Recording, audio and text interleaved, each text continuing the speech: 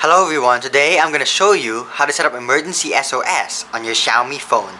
Now Emergency SOS is an easy way to notify your contacts in case of an emergency.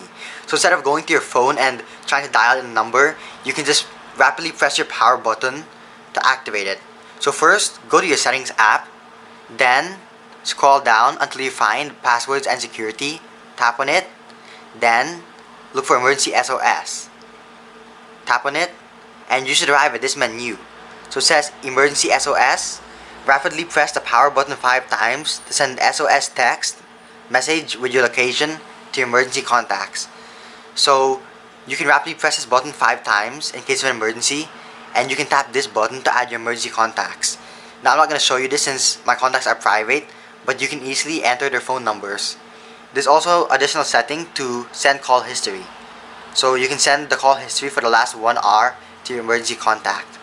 And this is pretty cool so that somebody will know that you're in an emergency and they can easily call for help. Now hopefully you found this video useful, and if you did, please like and subscribe for more and help support my channel. So thanks for watching.